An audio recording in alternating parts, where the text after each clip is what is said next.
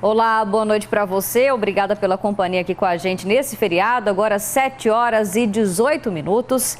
O dia foi de muito movimento nas estradas com a volta para casa no fim do feriado de finados. O Eduardo Marins traz informações ao vivo da BR-060 em Rio Verde. Eu quero saber do Edu como é que está a movimentação por aí no sudoeste do estado. Boa noite para você.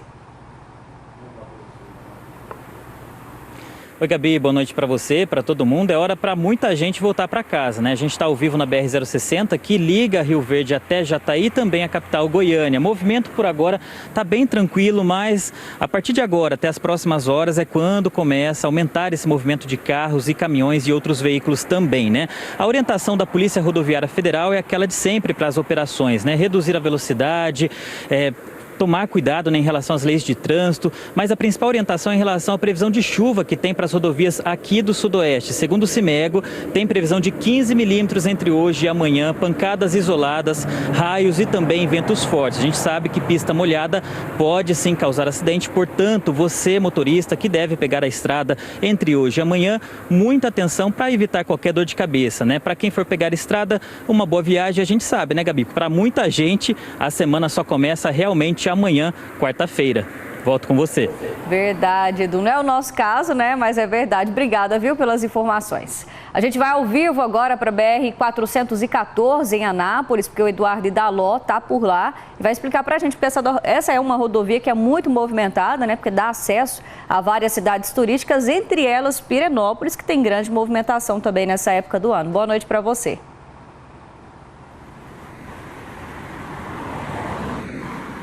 Oi, Gabi, boa noite para você, boa noite para todo mundo. A gente está aqui na BR-414, perto da chegada de Anápolis. Por aqui o movimento já é maior do que em dias comuns, né? Dias que não é feriado.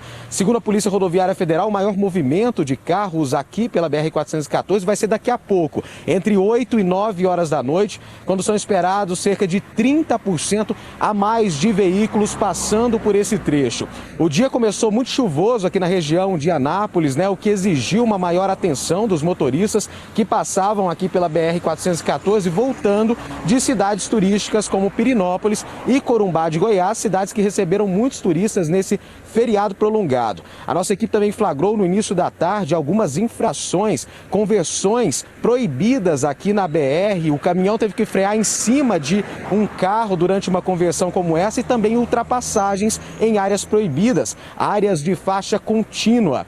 E aí a gente está mostrando nesse momento, como dá para ver, muitos carros já chegando aqui por Anápolis, onde é a passagem para quem esteve nessas cidades turísticas, está voltando também para a capital Goiânia ou também para a região do Distrito Federal, tem que passar aqui pela BR-414. Volto com você, Gabi. Que flagrante, hein, Eduardo? Muito obrigada, viu, pelas informações. E agora a gente vai ao vivo com a Tarciane Vasconcelos, direto da BR-040, para falar então como é que está a movimentação por lá também. Boa noite para você.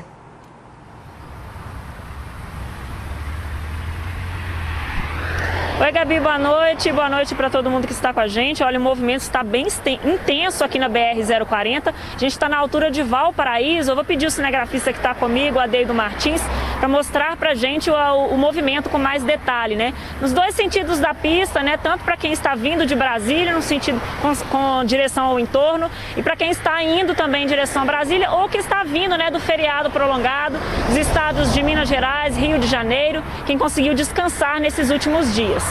Tem a operação da Polícia Rodoviária Federal acontecendo, começou na sexta e termina hoje à meia-noite. Então a gente pede, né, prudência no volante, quem passou um feriado aí, desfrutou esses últimos dias, que possa voltar para casa em segurança. Então aí, prudência no volante, né? Volto com você. É isso aí, muito movimento por aí, né, na região. Obrigada, viu, pelas informações. Em todo o estado, muita gente esteve hoje nos cemitérios para homenagear as pessoas que já se foram. E apesar das regras sanitárias durante as visitas, teve quem não respeitou os cuidados contra a Covid-19. Em Lusiânia, no entorno do Distrito Federal, o cemitério Jardim da Consolação ficou cheio e a Guarda Municipal precisou dar apoio. No cemitério municipal de Porangatu, cerca de 5.000 pessoas visitaram os túmulos. Em Anápolis, missas foram realizadas em vários horários no cemitério São Miguel e no cemitério Parque. Antes das 8 da manhã, o movimento no cemitério São Sebastião, o maior de Rio Verde, já era intenso. No cemitério São Miguel, o movimento foi um pouco menor. Apesar da obrigatoriedade do uso da máscara e do distanciamento, teve gente que não cumpriu as regras. A dona Cecília seguiu as orientações. Ela visitou os túmulos dos pais e dos 2 filhos. Eu sinto bem estar ali com eles. Para Francisca e outros 35 comerciantes, o feriado serviu para ganhar um dinheiro extra. Acaba que ajuda, que a gente compra uma coisa que está faltando, ou tira para pagar alguma coisa que está precisando. Aí é uma mão assim, bem boa para a gente. Para evitar aglomeração dentro e fora dos cemitérios, os 2 cemitérios aqui de Rio Verde tiveram um horário de funcionamento estendido. Os portões foram abertos às 6 da manhã e o público pode prestar as homenagens até às 8 horas da noite. Em Jataí, a movimentação nos 2 cemitérios foi intensa pela manhã e teve celebração de missas. A dona Hilda visitou o túmulo da mãe. Foi o amor que eu tinha na minha mãe, ela está aqui, eu tenho que vir mesmo nesse dia, vim aqui todo ano, tem que ir aqui. Em Itumbiara, cerca de 30 mil pessoas visitaram os 2 cemitérios da cidade, onde estão sepultadas mais de 40 mil pessoas. Em Catalão, também foi intensa a movimentação durante toda a manhã nos 2 cemitérios da cidade. Os visitantes usaram máscara e o álcool em gel também foi disponibilizado na entrada. Vamos ver agora também como foi o movimento nos cemitérios aqui da capital. No cemitério Santana, as visitas não pararam o dia todo. Teve esquema especial no trânsito. No cemitério Jardim das Palmeiras, alguns visitantes mantiveram a tradição com os familiares e também visitaram túmulos como o do cantor Leandro, que morreu em 1998. A gente todo ano passa para poder agradecer a ele, né, as alegrias que ele trouxe para a gente, né? O número de regras diminuiu do ano passado para cá, mas foi preciso respeitar o distanciamento e o uso de máscara. A chuva deu as caras logo cedo, praticamente nenhuma surpresa para o dia de finados, né? Mesmo assim, o pessoal saiu de casa, prevenido com o guarda-chuva na mão para prestar as homenagens. E teve grande movimentação nos cemitérios de Goiânia. Um exemplo é o Cemitério Parque, onde não parava de chegar gente. Tem que vir, né, rezar para os nossos entes queridos que já foram, né, dessa para outra, né? Foi o dia de finados, reservado para recordar, honrar quem já se foi e expressar a fé.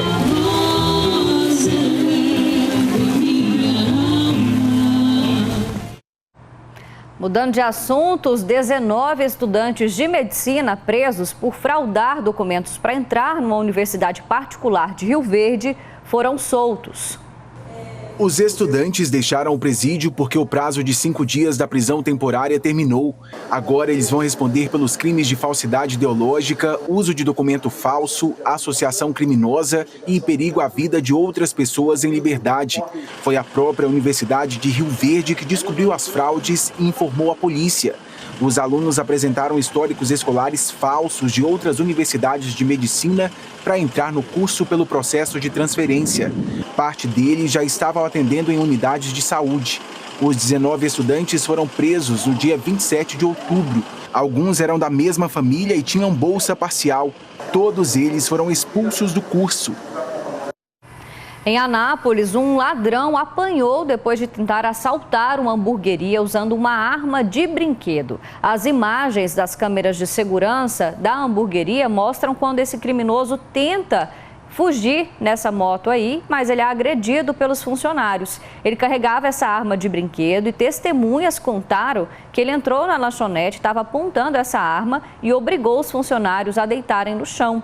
Enquanto isso, ele pegou 2 celulares, também um notebook, o dinheiro que estava ali no caixa e a chave da moto de um dos entregadores. Só que aí um dos funcionários conseguiu chamar a polícia e ele foi preso por tentativa de roubo, além de ser agredido aí, como a gente está vendo nas imagens. Um vazamento de gás provocou uma explosão numa padaria em Aparecida de Goiânia hoje à tarde. Um funcionário ficou muito ferido. A câmera de monitoramento registrou o momento da explosão nessa padaria, que fica no setor Jardim Rosa do Sul, em Aparecida de Goiânia. foi tão forte que destruiu parte do imóvel. O único funcionário que estava lá, de 22 anos, teve 70% do corpo queimados. Ele tinha ido fazer pão quando aconteceu essa explosão aí que a gente viu. Segundo o Corpo de Bombeiros, um vazamento de gás foi o que provocou o acidente. O funcionário foi atendido inicialmente na UPA Brasicom, que fica bem ao lado, mas por conta da gravidade desses ferimentos, né, ele foi transferido de helicóptero para o UGOL. E detalhe, viu, o UGOL não informou o estado de saúde, ainda falando sobre esse assunto, não informou o estado de saúde do funcionário. Em Rio Verde, 2 homens tentaram fugir de uma abordagem policial, mas acabaram presos. Eles transportavam mais de 200 quilos de maconha. O Eduardo Marim está de volta, então, e traz os detalhes desse caso para a gente. Boa noite. Gabi, boa noite de novo para você, para todo mundo. Sabe aquelas ocorrências que lembram filme aí de ação policial? Pois é, o que aconteceu aqui na região sudoeste. 2 homens estavam num carro, não respeitaram a ordem de parada da PRF em Jataí e eles fugiram sentido Rio Verde. Aqui próximo, então, da cidade, os policiais precisaram jogar um objeto que chama cama de faquir, que é uma espécie aí de parafusos para poder estourar e furar os pneus. Só depois disso que eles descapotaram o carro e conseguiram ainda fugir a pé, mas os policiais conseguiram prender eles dentro do porta-malas desse veículo 206 quilos de maconha. Eles contaram que saíram de Ponta Porã com a droga em Mato Grosso do Sul e iriam entregar em Goiânia, aí na capital, né? Eles são de Anápolis e vão responder agora pelo crime de tráfico interestadual, né? Eles estão neste momento na delegacia de plantão, sendo ouvidos pelo delegado, e essa ocorrência deve então ser encerrada nos próximos minutos, e a pena para esse tipo de crime é de 5 até 15 anos de prisão, viu, Gabi? Eu volto contigo, ótima noite para todo mundo. Muita droga, né? Obrigada, viu, pelas informações. Um auxiliar de serviços gerais de um prédio em Caldas Novas registrou um boletim de ocorrência contra um morador. Ele disse que foi empurrado e ofendido. Nas imagens das câmeras de monitoramento, o funcionário aparece varrendo a garagem. O morador que está no carro prata fala com ele e os dois parecem discutir. O morador dá um empurrão no trabalhador. Uma outra imagem mostra o funcionário indo para a recepção do prédio. O morador chega logo depois e, segundo o funcionário, o morador disse que ia pedir a demissão dele. O funcionário do prédio registrou um boletim de ocorrência. No relato, ele diz que o morador reclamou da poeira e falou para ele parar de varrer, porque estava sujando o carro. O funcionário disse que respondeu que estava varrendo longe do carro, mas o morador começou a ofendê-lo e falou que ele era um lixo. Um boletim de ocorrência foi registrado, como a gente viu, né, como vias de fato consumado e crime contra a honra. A gente não conseguiu os contatos do morador e nem do responsável pela administração desse condomínio. Uma idosa morreu engasgada com um pedaço de carne em Caldas Novas. A gente vai até o sul do estado para conversar com a repórter Luana Nunes, que vai explicar para a gente. Luana, essa mulher, ela inclusive chegou a ser socorrida, né? Só que não resistiu aí, foi socorrida com vida. Como que foi tudo isso? Boa noite para você.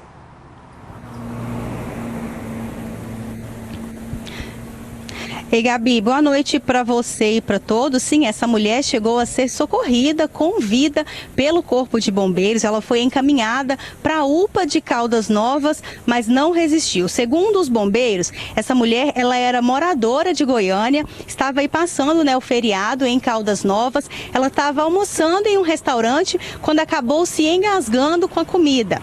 As pessoas que estavam no local tentaram ajudá-la, mas não conseguiram. Os bombeiros foram chamados, a equipe prestou os primeiros socorros ainda no local. Essa idosa já estava inconsciente, com a pele roxa e com muita dificuldade para respirar. No caminho do restaurante até o hospital, essa mulher foi no oxigênio. Chegando na UPA, os médicos fizeram várias manobras para tentar desobstruir as vias aéreas, mas infelizmente sem sucesso, e essa idosa de 73 anos acabou morrendo, Gabi. Obrigada, viu? Que história, né, Luana? Obrigada pelas informações. Depois da alta no preço das carnes por conta da suspensão das exportações para a China, agora o momento é de um pouco de alívio para o consumidor. Em Jataí, a redução no quilo de carne bovina já é de 10%.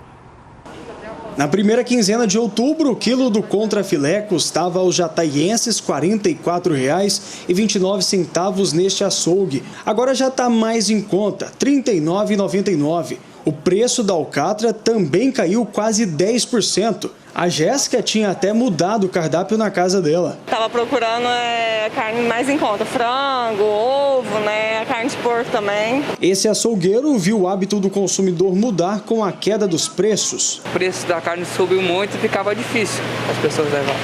Aí agora, conforme está baixando, está saindo mais, as vendas estão aumentando. Sem exportação da carne para a China, que é o principal comprador da carne brasileira, sobra proteína no país. Daí entra a lei da procura e da oferta. Com mais carne nos açougues, quem acaba economizando é o consumidor. Na medida em que sobra mais carne, se tem mais oferta no mercado interno, causada pela baixa da demanda chinesa, então nós vamos ver aí uma tendência a esse preço baixar no curto prazo. Parece que a pequena queda no preço da carne aliviou mesmo um pouco o bolso do consumidor e deixou o cestinho de compras mais pesado. Antes era no máximo 1 quilo, agora pode passar um pouquinho, 1,5 kg, 2 quilos. Choveu forte hoje cedo na cidade de Goiás. O Murilo enviou essas imagens aí pra gente pelo WhatsApp e dá pra ver que o nível do Rio Vermelho subiu muito, né? A força da água foi tão grande que chegou a arrastar o tronco de uma árvore. Por pouco, o pedaço de madeira não fica preso ali na ponte. Para quem está na antiga capital do estado, fica o alerta então de chuva forte por lá.